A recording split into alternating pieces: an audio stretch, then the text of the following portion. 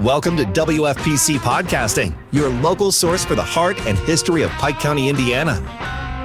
And now, here's your host, Randy Harris.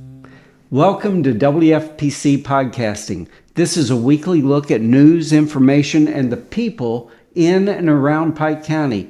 Today's visit is with longtime friend, Dr. Howard Dunigan, who has been practicing here in Petersburg since 1960. Dwight Eisenhower was president, but 65 years later, he still has the drive and energy, more than that of many 30-year-olds. Yeah. You're the Energizer Bunny. Soon be 95. Yeah. Isn't that phenomenal? You're an inspiration to all of us. What are your secrets? No. It's good living, I guess. I don't know. Do you have a special food? No.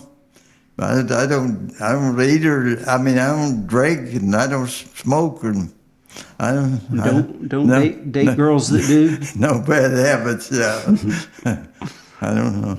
You know, I and I've told you this several times, I always remember that you were born in 1930. That's the same year my dad was born. I know. Grace was born in 1935, same year my mom was born. I know. You were married August 13th of 1956. That's right. Because my mom and dad were married August 12th, 1956. Is that right? Isn't that a coincidence? It's sure. So I always wondered, Mom and Dad were married on a Sunday. You were married on a Monday, I guess. I don't know. I remember I got married in Colorado Springs.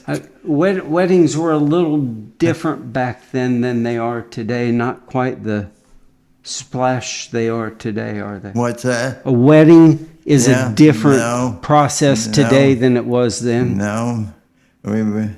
The Grace's folks, they were in Colorado. They went out there for asthma. Back at that time, you didn't have all these drugs to take care of asthma. And Grace's brother, they went out there from the farm, sold everything, went to Colorado Springs and to help him. Yeah, and so that's the reason we went out there. Her folks were out there. No, but Grace grew up in Coal City. Right. Yeah, and I grew up in Oakland City. So start us out. You were born Oakland City, Indiana, 1930. I think 1930 is the year my friend Ed Roush took a year off of baseball. Did you know Ed? Yes. Yeah, he had a cabin out by the new lake. There was Ed and Fred. Yes, his twin brother. Two twins, I think. Yeah. Yeah.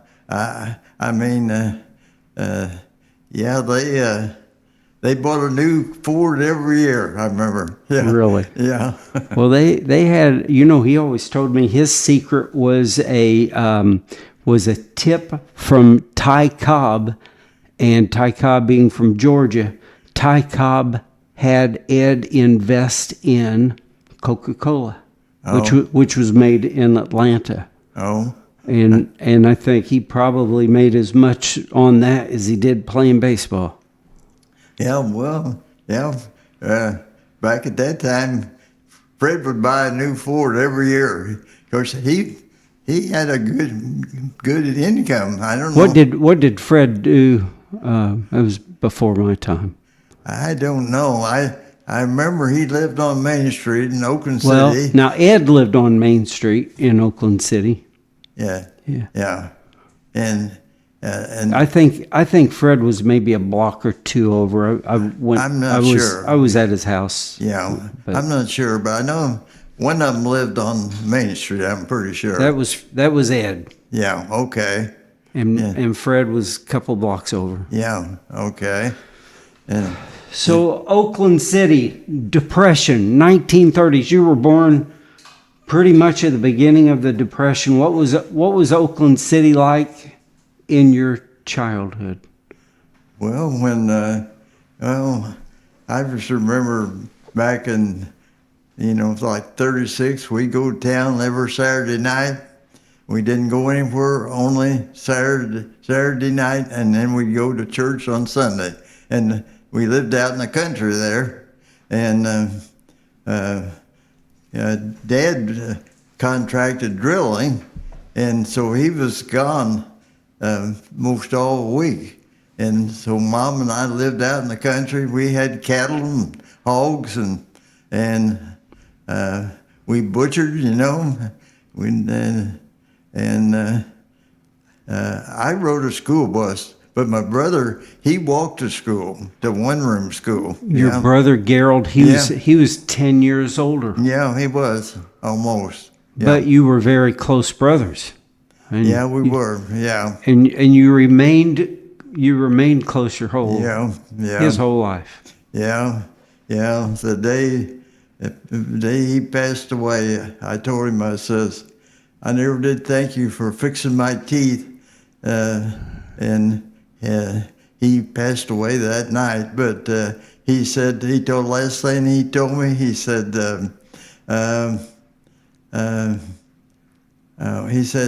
we were lucky. He said, we were lucky. In his class, there was never anyone went to college. He said that he was the only one, not only the class, the school. Yeah. And he walked about 2 miles to school, and went to grade school. And he said that one time somebody had the measles or something, and they quarantined him or something, and Mom says, you can't walk directly to school, you're going to have to walk around the block. They thought, yeah. Keep your distance. Yeah. So, but I remember going to the one-room school down there, visited him, and they were, that was a long walk when the snow was on, and when in first grade, can you imagine walking like 2 miles by yourself? And right. Yeah. It was a different world. It was, yeah. And so Gerald was born in 1920. 21, I think. Yeah, right. I think it was 21. And he was at 102. He would still drive up here to Petersburg from Mount Vernon. He'd drive through Evansville. Wow, that's impressive. Yeah, he sure liked to come to see you. Yeah, he brought his friends. He sure did. He brought his friends, his family. Yeah. He liked to bring the friends up and see my cars, and he liked to come and eat at the Randish, and that was his. Of course, we used to be off on Thursday afternoon, and he would always come on Thursday afternoon. So how did your dad was in the oil fields? The coal field mainly. He drilled a few oil wells, but mainly he tested for coal. He would work for mines, and had a core drill, and they would take a sample and send it and have it analyzed and things. And he worked 60 years, I think, on the drill. He started out with the steam drills, steam engines. Yeah. So he would have had to start pretty young and end up pretty old. He went to Terre Haute 1 year to college, and that's all you had to do to be a teacher, 1 year back then. And he had license to teach, but he said he would, on teaching, you just make $1 a day. And he said on the drill, he got $3 a day. So he never did teach school. That was hard. Drilling was hard work because you were out in the field winter and summer. It was awful hot in the summer and cold as everything in the winter, So you said he did that for 60 years. I think he worked about 60 years too. So he worked until he was 80-something. Yeah. Yeah, I guess so.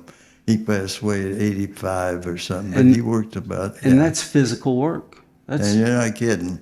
That was hard work. Very dirty work, hard work. But it'd be kind of interesting. I always thought about being a geologist. I always thought that would be kind of interesting because you see different samples, down through the earth. So he did drill them too, a little different than mine. So he was out in the fields. You and Mom and Gerald were back home. You had cows, you had hogs. I assume you had chickens and goats and things like that. Yeah, right. How did that turn out? Two dentists, and then you go into the next generation, and you got more and more and more. Well, Dad, I heard that Dad always wanted to be a dentist. Really? But he didn't have any money, to go to school. So he never had they were 7, his brothers and things, and they had a pretty tough time back in the, So your dad was born in 1910? No, 1897. So he was older when you came along. He was what? He was 33 when you came along. I guess so.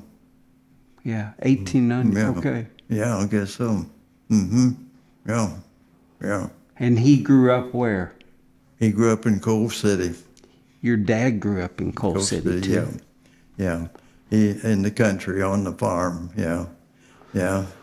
And I never figured out how he had.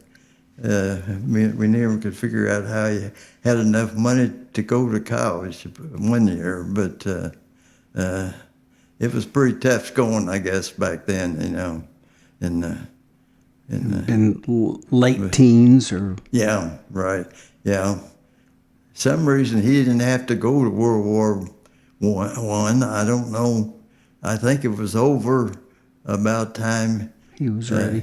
Or something like that. Yeah. So let's skip up to you. We're going through the 1930s. Where did you go to school? A school bus picked you up. They consolidated the schools, and so I always rode on the school bus. Okay. Yeah, I went to Oakland City to grade school and high school. They called it Oakland City grade school. Yeah. And then high school. Yeah. What'd you do? Did you work during high school, or did you just take care of your animals and your? No, I didn't. Well, we had cattle and things, so I never did work out. I mean, I worked at home, but yeah, right. Yeah. And then I went to Oakland City College one year, and the tuition was $64 a quarter. And so 3 quarters. So my first year of college was $180. That's what it cost me. And lived at home. I lived at home. Yeah. So my first year of college is plus the books. So maybe $200. That would have been about 1949, 1950. Yeah, I graduated in 50. So and then Korea come along, at 50. And so I was, a lot of guys in my class, they were in the reserve in high school. And the day we graduated, they were in service, and they put them in Korea fast. And several guys in my class got killed the first day in Korea. Yeah, I was lucky because I went to Oakland City College, and I got a deferment for a year. So when I got to Korea, things were a little calmer, I mean. So, but I got in the medics, and then I got that dental technician school down in San Antonio, Texas, and I went to that. And then when I got to Korea, I went to Busan first, and then I went to Taegu, and I was supposed to replace to help a dentist in Taegu, but then somebody had already replaced him, so I went on up to Seoul, Korea, and so I was with the 936th Field Artillery Battalion. It was about 2 miles behind the line, and so I've worked for 2 dentists up there. I was going to say, those troops, they'd have toothaches too. Sure. Yeah, that's what we were supposed to do. Is we had a tent, and we had this toolbox that had your folding chair and had the we didn't have any electricity up there, so my job was to pedal the drill. Yeah. You have shown me a drill. Might not have been the one you used, but it might have been. But it was like the one you used. It was like the one, yeah. And you would pedal that thing. Stand up all day, yeah. So the dentist had power, to operate that drill. Yeah, that's Oh, my. Yeah. I don't think I could stand on my 1 foot anymore. I bet you could. Not all day like that. No, I couldn't stand all day on 1 foot anymore. So did you do that for 2 years? I was there 13 months in Korea, and I got to go to Japan 2 times. I went to see December 25th, 1952. I was in Tokyo, Japan for R&R, they call rest and recuperation. It was Christmas. Yeah, I was there for Christmas in 52, December 25th, 52, yeah. They didn't celebrate Christmas the way we do, did they? I remember buying them at the PX. I bought them 8mm movie camera, and then the second time I went to Japan, R&R, I think I went to Osaka then, but they had those, I don't know what them airplanes were called, flying boxcars. You could put a tank on them things, but they could barely get them off the runway in Seoul. I mean, the runway was barely long enough to get them off there. And you had a Mae West life jacket you sat in, and well, let's see, you had a parachute. There's a parachute you sat in, and then they had a Mae West life jacket, and so if you Why was it a Mae West life jacket? It was for if it was over water, why you had a, and if you was in the parachute course, they said you must count to 10 before you pull the rip. I don't know. I'm getting there. Yeah. Yeah. How long did you stay in the service? 53, 50? I was there from 51 to 53. 2 years. We had points. If you was in the infantry, you got 4 points a month. If you was in the artillery, you got 3 points. And they were rotating at 36 points. But I got out. I had 36 points, but I could have rotated home with 2 years because I was drafted for 2 years. Yeah, and then when I came home, why I told you about. I was 33 days coming home on the boat. Tell me that story again. Yeah, well, let's see. We got on in Seoul. We got on a LST, and then we went out from Incheon to the boat. In the boat, there were 4,000, I think, on that boat, and it was a Marine Carp, was the name of it, and and my job on there was to make coffee. Did I tell you that? You did not. I've made a few pots of coffee. And when they made coffee, they had a 55-gallon barrel. Wow. And they had a spigot up here with hot water, and they had a pillowcase full of coffee with a rope on it, and you throw that coffee in that 55-gallon barrel and move that, agitate it, And I didn't drink coffee, that's for sure. So them ravelings would come off, That's funny. So, do you drink coffee today? no, I didn't drink That ruined you for life. Yeah. I used to drink a little coffee when I was studying years ago. I'd keep awake a little bit, but I never did drink coffee. No. Yeah.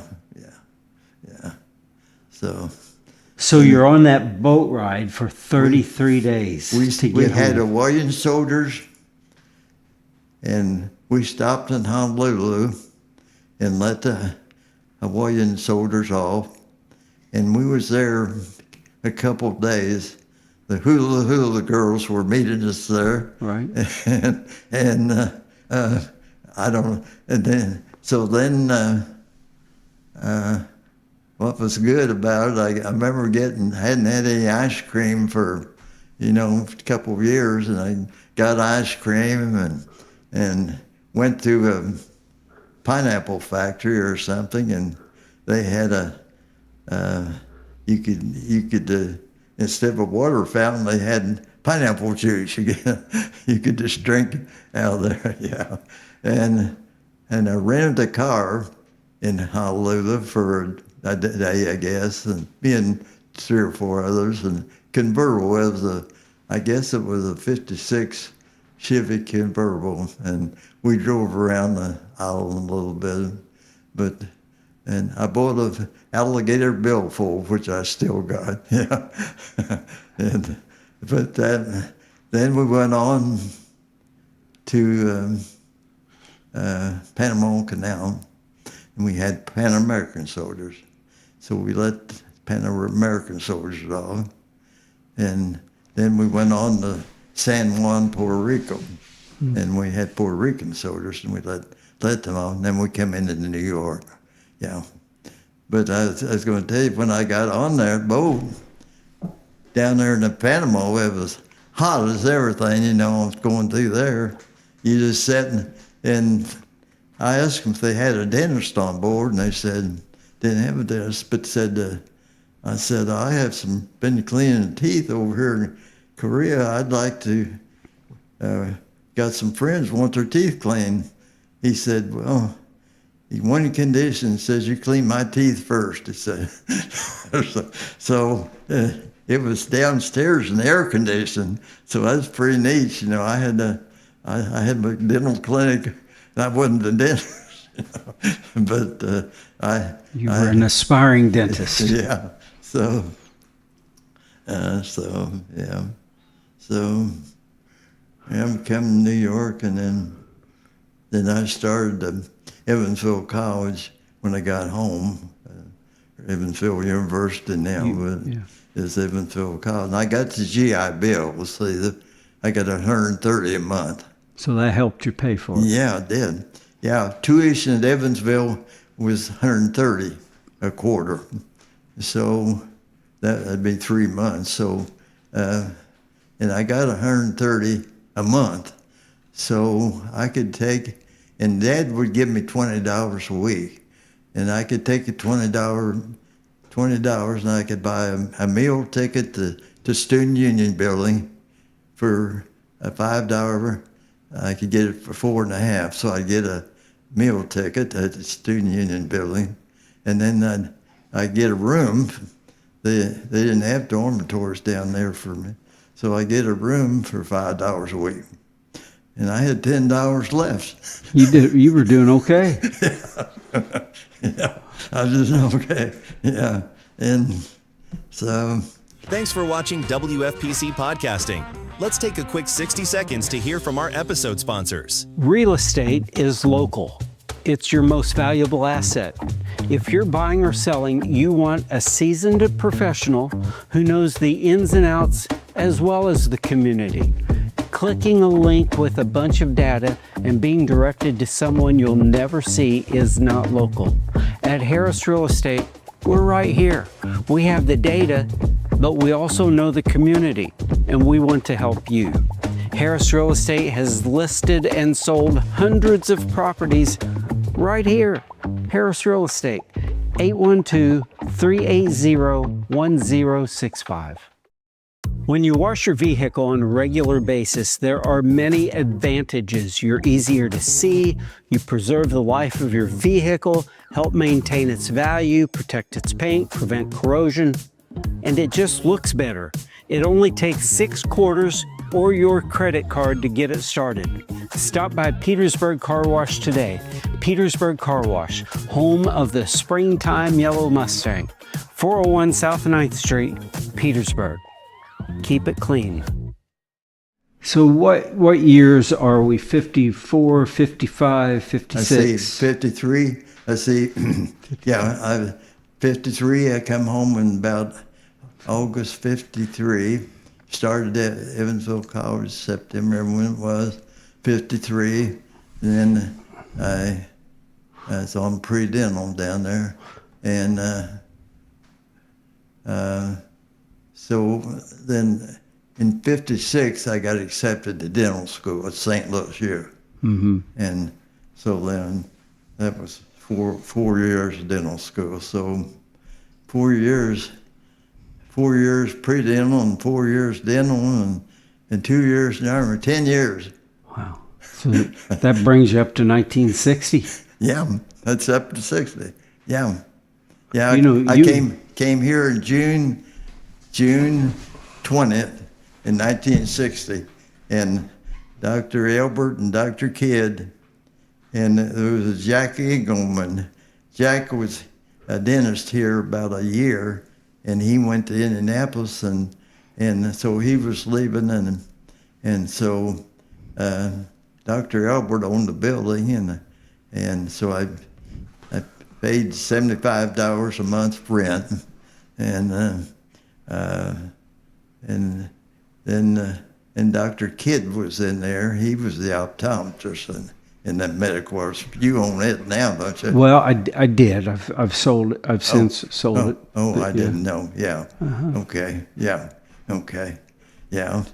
And so, yeah, I had, and I worked pretty hard at it.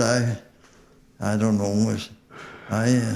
So you get here June 20th of 1960. That's when you and Grace were married 4 years prior to that. Yeah. Yeah, she worked through dental school. She worked at government.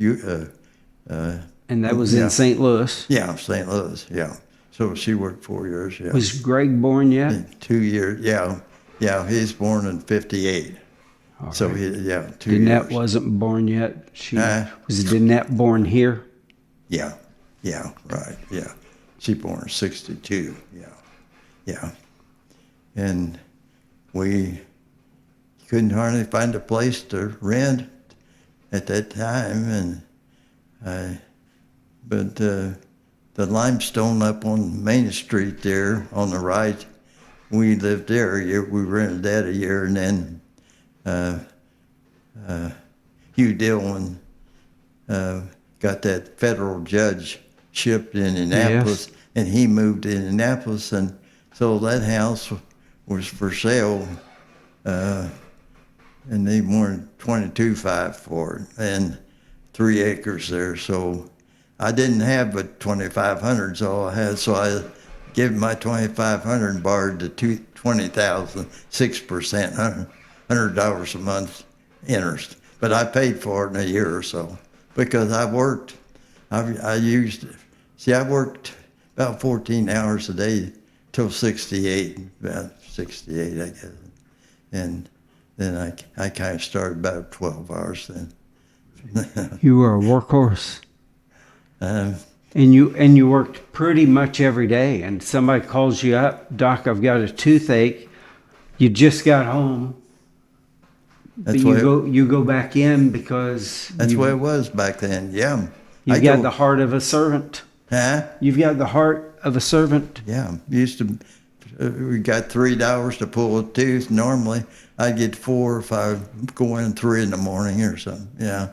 Yeah. And you'd work all day. And you did this for... Yeah. I was getting ready to say 8 years. Yeah. But you continue a 12-hour schedule. Yeah, the rest. Pretty well the rest of the time. For the next 50 years. Yeah, right. Yeah. Yeah, I think so. Yeah. Pretty well. You worked pretty much full time for 60 years. Oh, yeah, I never missed. I don't know if I was ever sick. Yeah, I don't know. I mean, I've had a flu or something, I don't know if I ever. Well, we took a week's vacation in Florida a time or two, but that's about it, yeah. Otherwise, that's pretty well. Yeah, I was pretty serious. With it. I had lots of patients. I've got a picture. I had 17 filing cabinets down there full of patients when I quit, yeah. You know, I forget what numbers I came up with, but sitting in your chair one time, I was doing the math on 58 years or whatever it was at that time, and how many people you would have seen a day, and over 6 days a week for 60 years, and it was a phenomenal number. You've had lots of patients. Yeah, I would do about 13 patients after dinner. After night, I had a girl work at night, and we'd do about 13 patients there. And then daytime, I'd do as many as 40 or something, yeah, which that's an awful lot, you know. That's a lot. Yeah, 53 people a day. Yeah. And wow. Most dentists don't see one a day, 1 an hour. I mean, 8 now. Yeah, right. Mm-hmm. Yeah, I did quite a bit. I don't know. But it obviously hasn't worn you out. See, there wasn't any. I was the only dentist in Pike County. See, Dr. Sutton passed away in 70, and so. Dr. Babb came in what, early 80s, mid 80s? 76. He come in when I moved out there on the highway. Yeah. So yeah. So there were 5 or 6 years. It was just you. Yeah, that's right. Yeah, that's right. Yeah, and I got a lot of patients from Washington. Oakland City. I knew several people from Oakland City and things. You have a lot of patients from that Lagodi, Odin, Montgomery triangle there. Yeah, right. Yeah, I had a lot of Amish patients. Yeah, and I kind of knew several people, even Somerville and Mackey and things. You know, I mean, Monroe City and Winslow, Spurgeon. Yeah. So I think at that time, I don't know where it is anymore. It used to be 2,000 per dentist, and of course, there's supposedly 12,000 in Pike County, but I had lots of them out of Pike County, you know. Yeah. Well, I had a lot from Jasper. I had a lot of patients from Jasper. Yeah. And Arlen and yeah, right. And I've still got some of them. Well, a lot of them passed away, of course, but. And you're not in there. Thank goodness your son Greg has followed in your footsteps. He's a dentist. Yes. And he's been in there 34, 35 years, I bet, at this point. I guess so. Yeah. I guess so. I see. Well, he came in 89 or something like that. Yeah. I believe so.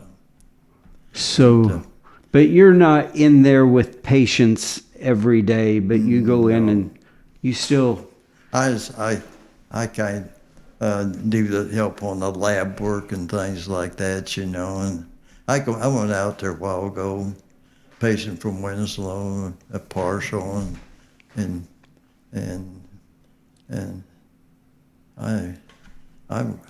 I'm going out this afternoon at 3.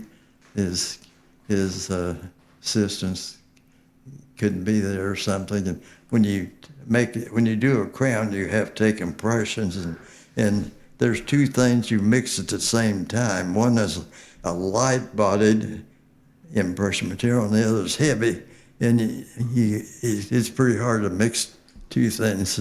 So I'll go out 3 o'clock and mix one for a crown for him this afternoon. So I'll work a little bit, not much, but I'll work a little bit. That is fabulous. Yeah. You told me a story one time. Your mom or dad, I assume your dad, brought you to the dentist in Petersburg. I know. It was Dr. Wilson. Is this building? It was this building right upstairs. Yeah. His sign is still on the door. You know the reason I came up here? Why? The dentist in Oakland City didn't have an X-ray, and I had a lateral incisor that was missing. I mean, and the dentist in Oakland City didn't know if it was up in there somewhere or was this. But it happens that my dad had both of them missing, congenitally missing. And but the dentist in Oakland City didn't know, and they sent me to Dr. Wilson because he had an X-ray. Not every dentist had an X-ray. And this was 1940. You were 9 or 10. Probably. Yeah, I don't remember what year. It probably was about that. Yeah, probably. Yeah, probably was. Yeah. I remember coming here. Yeah, I remember coming.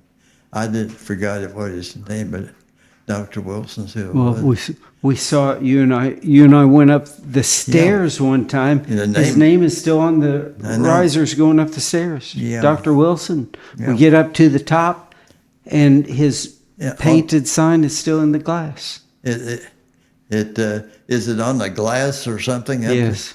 Yeah, and then there's a little sign as you walk in that door. It says Dr. Wilson pointing upstairs. Yeah. I didn't know him or anything, but he found out the problem, didn't he? Yeah. That there was no tooth up there. It was it's missing, and my dad had it missing, and it runs in the family somewhere. Yeah. So you've got this incredible work schedule, and it just and when we started talking today, I kid you because you still go to work. You still bring your cars down. I see you at the car wash. You still mow. You mow several acres a week. Yeah, I've been mowing that out there, Greg. That's 5 acres out there I'm all with. And then I got about 5 acres there behind the house there. Yeah, that's about it. And I mowed the office out there yesterday, yeah. And I weed trimmed out there. Yeah. Wow. Yeah, you still weed eat. Well, yeah, it needs a little, yeah, if it needs a little bit, not too much. I guess it'd be work. If we didn't need to be work. It does.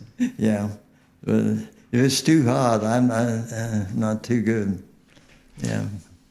We were talking about Gerald earlier, and Gerald loved to come up when we had Randy's Americana. Yeah. And we've got a picture, and I think Dylan has a copy of that picture. And you handed me this note, and I saved it. But you had looked around the table. It was, I don't know if it was when you were celebrating Grace and your birthday or your 60th anniversary. Mine. Yeah. Okay. Yeah, I gave you that. I figured out how many hours it'd be if all the people that was at your table. Yeah. How many was it? How many hours? Well, this card says it's got Howard 60 years, Gerald 45 years, Right, Greg right. at that time was 30, Yeah. Grace 52, Yeah. Sandra, Pam, Aaron 20-something. Yeah, 249 years of dentistry was sitting around that table, and Yeah. you just kind of sat and jotted that note out and handed it to me, and I saved it. Go figure. Yeah, you save everything too. Yeah, I remember that. I thought that was kind of neat, that many hours. Yeah. It's, can't imagine. Can you? Anybody ever having that many hours? That's phenomenal. A couple years ago, you had a rough time. You lost your brother. You lost your partner of 60-something years. Yeah. And but you still get up every morning and get business done. I keep the house pretty fair. You do? Yeah, I try to keep it, and I keep the cars washed. Yeah, and I don't change oil. I used to always change my oil, but it's kind of hard to get underneath. It's hard to do it today. Yeah, 40 years ago, you just turned a nut. I could do it, but it's not worth it hardly. Kind of hard. I think they want you to take it back into the dealership. Yeah. You like cars. You were showing me one time a car that you pulled out of the ditch when you were 12 years old that had been your dad's first car. Mm-hmm. And you restored it and brought it back to life. Yeah. Yeah, that 1924 Model T Roadster. Dad bought new, $381. He drove it to Enos to the mine out there, and he said that when back at there, they didn't have antifreeze, so he said he had to put water in it every morning before he go to work, and he'd have to start it. He'd have to drain the oil out and put it on the stove and heat the oil because it cranks so hard, Wow. And they didn't have a heater, no heater in them, and then that same car he drove to Florida that time. So this would have been what, 1927, 28, 30? When would he have driven it to Florida? I think it was 24. Oh my. Yeah, I think it was about. So 20. Gerald would have been. Because I found some maps, and 23 and 24 and 25 maps. I put them on to Florida. The maps. Can you imagine? And what was the top speed on that vehicle? 30 miles an hour? Well, if you was going downhill, you probably get 40. But about 30 miles an hour. Yeah, right. Yeah, can you imagine? I asked Carol one time, I said, how long do you think it took Dad to get to Florida that time? And he says, I don't know. He said, I was just 3 years old or something. And he said, I remember him going, but it seemed like he was gone 3 or 4 weeks. Oh, I would think so. I would think so. And he wasn't driving on I-69. No. Oh, no. There's some towns down there. I remember he told me that there was just one house when they went through one house, and now it's a big city. I forget where that was, but he went to him and Alfred Brocksmith from Freelandville. All right. He had money. Dad didn't have any money, and they went to Florida, and they bought a tent. That's what they said, and they camped and cooked on the way down, and they got to Fort Myers, and they bought a lot next to Henry Ford and Thomas Edison, and then they went to Miami and they bought a lot, and I found a letter the other day where they'd been offered 20 or 30,000 for that, in 24. Can you imagine how much money that would be today? I mean, they'd probably sell it by the square inch.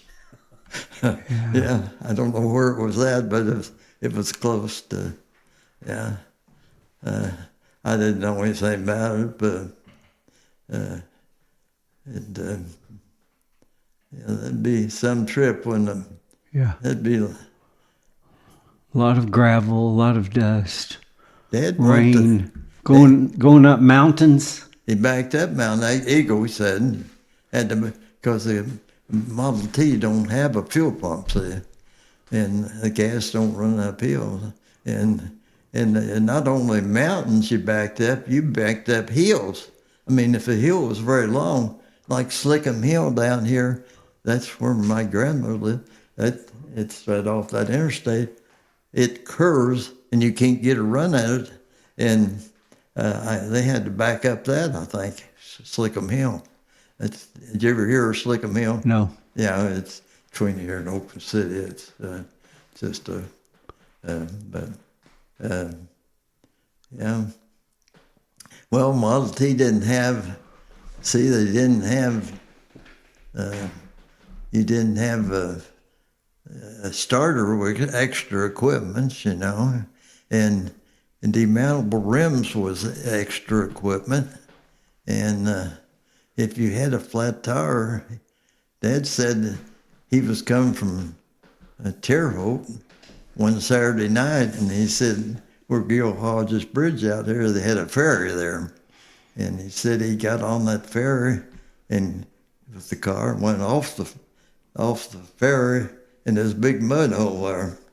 And he said when he hit that mud hole, there was a board in there and had a nail in it. Had a flat tire on a Saturday night, had to light the lantern, you know, and you had to jack it up in the mud hole and had to patch it and pump it up by hand. That'd be a bad Saturday night, wouldn't it? Yeah, after you worked all day. Yeah. We today are so spoiled we have no idea. Yeah, right. Yeah, no. It was,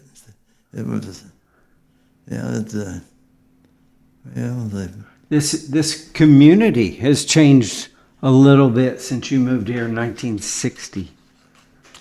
The community has changed. Just businesses, the way we do business. No. But it's been a great place to call home, hasn't it? Yeah, Well, I remember all the businesses in Oakland City and things. I could name every one of them practically. And there was 2 theaters.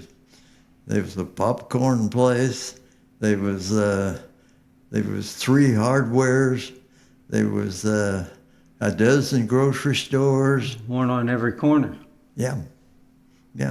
And they was. Of course, they were about the size of this room. I don't know where they put them. You don't look. You see that space down there at Oakland City where them theaters. It don't look like they could possibly had enough room in there. Yeah. We had different standards then, didn't we? Yeah. We go to town on a Saturday night, and we didn't have electricity out in the country till 46, and we would get a chunk of ice, put it in a water bucket on the kitchen, and had a dipper. You get a dipper of ice water. You thought that was real living. Yeah. Didn't have no refrigerator. We got a kerosene refrigerator. We finally got a kerosene refrigerator. You put kerosene in there. I'd fill it up every Saturday night, kerosene. Did you ever work on Chine Kimes' teeth? Yeah, sure. He was an ice man. I remember him telling me stories about hauling ice. You know, I got 2 hap caps back there that I was working on his teeth one day, and he says, "How would you like to have a 1912 Hupmobile or something. I forget what it was. And I said, yeah, I'd like to have one. He says, you got one. I said, I don't got one. And he says, well, you own that ground back there on Knox Road there. He says, my dad owned that. He was a medical doctor, Right. And he said, we